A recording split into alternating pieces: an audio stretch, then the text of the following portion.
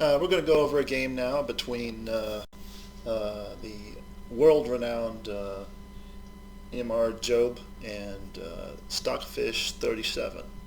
Now, Stockfish 37 has been rated the highest of any engine, far above Leela Chess and Alpha Zero. So truth be told, the Leela Chess and Alpha Zero were dominating the field as they progressed, and then I think the engineers and the software engineers at Stockfish got a little ticked off. They thought, you know what, we have to find a better way to do their software so that they can get back in the game. However, when they met the mind of MRJobe, they weren't quite ready for the challenge. So we're going to go over a game between MRJobe and Stockfish 37. Hope you enjoy. Stockfish starts off with his standard C3 met by the E5. Now E5 was a very valuable move, as you'll see in the future in the game. It had several opportunities to be used as a piece to harass other players' pieces, as well as being a sacrificial piece to gain advantage. Then Stockfish comes and attacks the pawn. The pawn is defended, and he jumps for space right here and preparing to move the pawn down to protection, and so this queen can come out and check the king. But of course Marshall sees that and blocks. Pawn comes down, ready to fianchetto if necessary, or if desired, and that is met by an attack on the knight. That must be defended, so he moves the pawn down. Stockfish moves the pawn to protect the knight. Now, as you'll see, if if Marshall attacks the knight here, of course the pawn's just going to come down, and now the knight's got a choice. Is he going to move back up here, move down, get this out of the way? And he really wants to centralize it around his king, so nothing extremely bad happens. Now, one of the things he could do at this particular point right now is move down and do a double attack. Of course, he'll just move the pawn down or move the bishop down to protect, but that's not what happens. Marshall moves up and now pins the knight against the queen. The rook is a very strange move, but Stockfish is preparing some kind of attack in the future, probably dealing with pushing this pawn up, protecting the pawn as it comes up the board. Now, as you'll see here, Marshall moves up the pawn for an attack on the other pawn, which would give him an attack on the knight, kind of a free range attack. Of course, the bishop could come down and protect, but he doesn't do that. He comes back up to actually attack the bishop. That is met by, as you'll see here, we have a little bit of a situation. If he moves this out of the way, then Marshall will lose the pawn. In order to counteract that, of course, Marshall takes the knight and attacks the rook. That's a very good attack, as you'll see. But it's met by, of course, he took that knowing that the queen was going to come down and take the bishop, and now there's a double attack on the pawn. He goes ahead and takes this pawn so that he keeps the materials even without having to deal with a bunch of pressure, and it's taken by the queen. Marshall moves his queen up in front of his king to protect.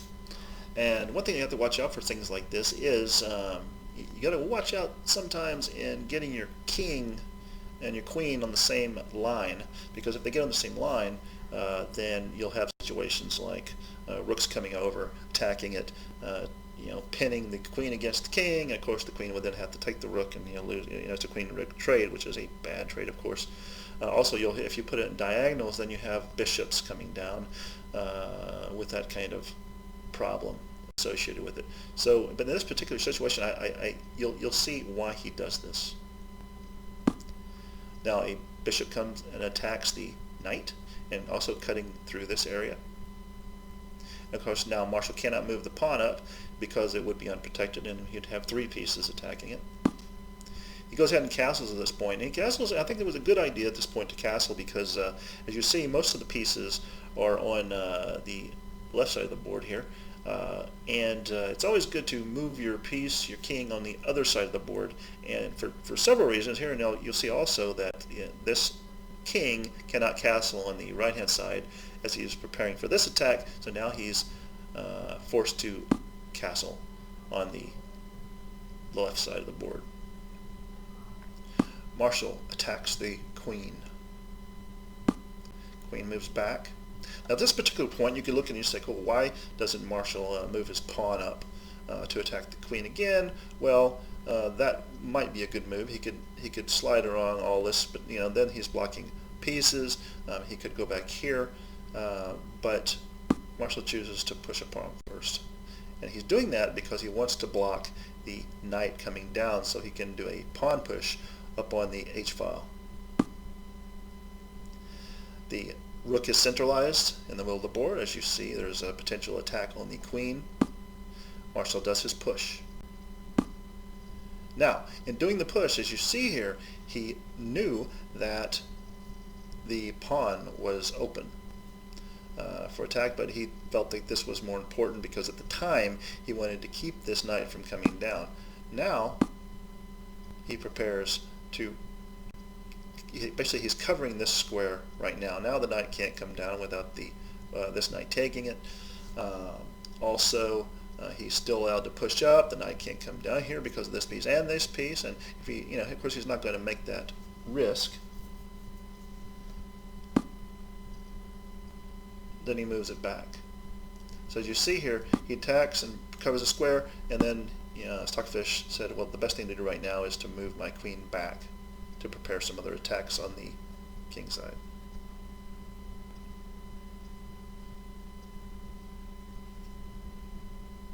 Check. The check is made. Now you see this check. The check is attacking the queen and the rook at the same time, but as you'll see, with the moving of this piece over here to protect the knight, or protect the rook that is, Marshal actually doesn't go for the knight, as Stockfish predicted. Marshal goes for the pawn to keep the king on the run. Now he moves it, so he did this maneuver where he moved here and then back down. You'll see. So now Stockfish comes down and attacks the queen.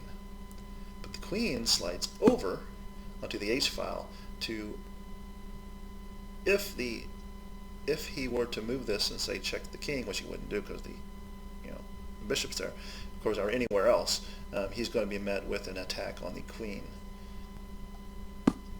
Pawn comes down to challenge the pawn in the middle.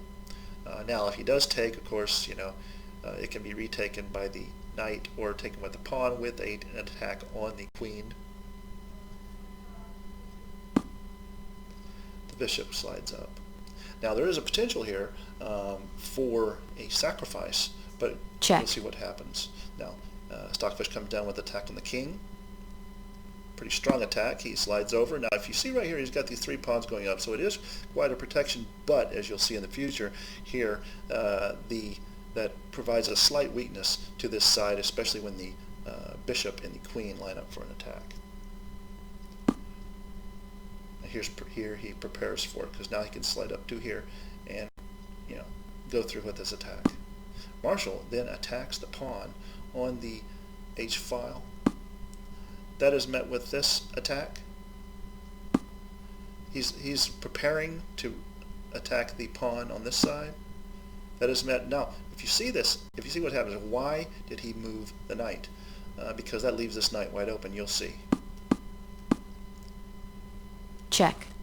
There we go. Now it's attack on the king. He has to take it, and he takes it with the knight, and now we have a free file, wide open. Attack on the queen. Queen slides over, saying, "Hey, take me. I'll just take you right back." He didn't actually say that, but you know what I mean. So check. Now the pawn is taken. Now that's what he forced him to do. So he forced the queen to move, and now he gets the pawn. Now you see Stockfish is big trouble because his queen is right out in the open. He does have the ability to protect it with the pawn, but now we have two pieces on this side ready, two rooks ready to slide over at any time to do all sorts of damage to the king side. And now you also see what Marshall has done throughout the game is he's kept the bishop and the rook on the queen side from coming into the game at all. Similar to what AlphaZero does, if you ever watch AlphaZero games. The bishop is put in place, protected by the queen, blocking the exchange of the king and the rook.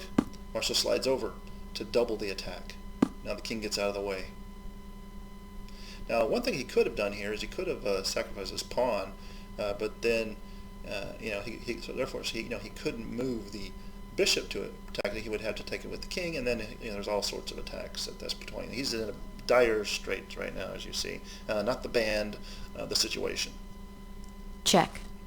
The check comes in, slides over, and then he moves pretty much the only good place he can move. He doesn't want to go back in this area because he'll get stuck there and he won't be able to get out. Now he could move back there, move the pawn up, and then have some way to zigzag around, but he didn't want to get into that situation. Marshall takes over the 7th rank. Actually, I guess in this case, the 2nd rank. Stockfish prepares for the big attack that he's been waiting for quite some time on the B7 pawn. Sorry about that. Itchy nose. Now, I want to give you 7 seconds to look at what Marshall does next. Spectacular move. Marshall moves the pawn up to attack the bishop. The bishop moves, then Marshall gets a free checkmate.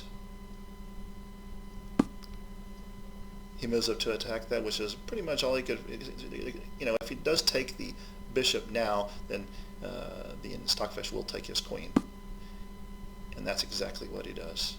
He sacrifices his queen.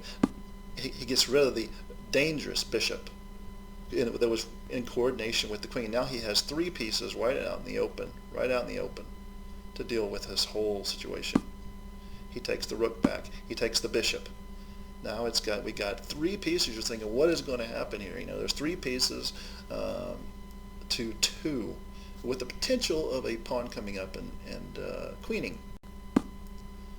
Now, of course, at this particular point, Marshall is guarding the 8th rank to keep the queen coming down and pretty much checkmating him immediately. So, this rook, of course, has to stay on this file. He moves it back, the bishop back, and then Marshall aligns his rooks. Now, this is a relatively dangerous bishop because it's on the same color as both rooks. So if he were, for example, somehow to finagle his way to this particular spot, he would be attacking them both at the same time. Now he's coming in for an easy checkmate. Marshall has to make room for it. He goes ahead and attacks there rather than a full attack on the queen. Marshall attacks the queen right now. He comes down. He slides over. Now the reason he did this was he didn't want the queen coming down, of course, for an attack on this right here, because it would lead to a very quick checkmate. As you would see, if he were to somehow move this up and attack the pawn, then it would be boom, boom, over. Now, what happens is he moves the bishop down to protect these 2 pawns. So they're pretty much tight with each other, but he goes in and takes the pawn. Now Stockfish takes the pawn on this side, preparing for a nice check. But look what Marshall does. Marshall moves up the pawn. He takes the chance of getting out of Denmark there. Check. Marshall slides over for the attack. He recognizes that if he does go there, he has to keep the pawn, and Marshall has finagled his way into this, where if Stockfish does move out of the way to G3, then Marshall will check him with a queen, and it'll be over with very, very soon. so he's forced to move back to G1. And as you see, it's over. Checkmate. Checkmate. So a fine game from MRJobe to defeat Stockfish 37 at its highest level of 153. I hope you enjoyed the game. Be sure to subscribe, and donation are welcome as well. And I'll be seeing you soon, very, very soon. Thank you and good night.